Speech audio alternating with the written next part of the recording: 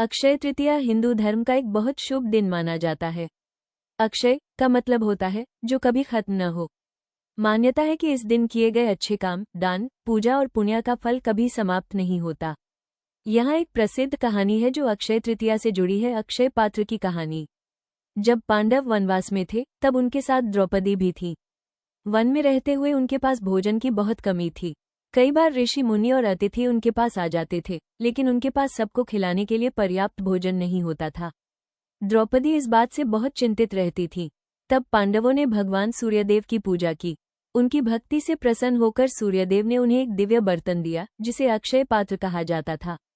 इस पात्र की खासियत ये थी कि इसमें से अनंत भोजन निकलता था, लेकिन एक शर्त थी, जब तक द्रौपदी खुद भोजन नहीं कर लेती थी तब तक ये पात्र सभी को खाना दे सकता था। जैसे ही द्रौपदी खा लेती, उस दिन के लिए पात्र खाली हो जाता। एक दिन जब द्रौपदी भोजन कर चुकी थी, तभी महर्षि दुर्वासा अपने शिष्यों के साथ पांडवों के आश्रम में आ गए।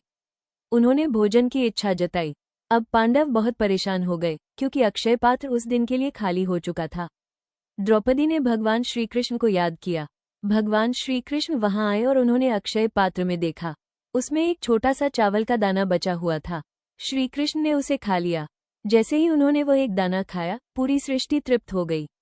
महर्षि दुर्वासा और उनके शिष्य भी बिना भोजन किए ही तृप्त महसूस करने लगे और वहां से चले गए। सच्ची श्रद्धा और भक्ति से हर समस्या का समाधान हो सकता है। भगवान पर विश्वास रखने से असंभव भी संभव हो जाता है। थोड़ा सा भी अन्न अगर श्रद्धा से हो तो वह अक्षय बन जाता है।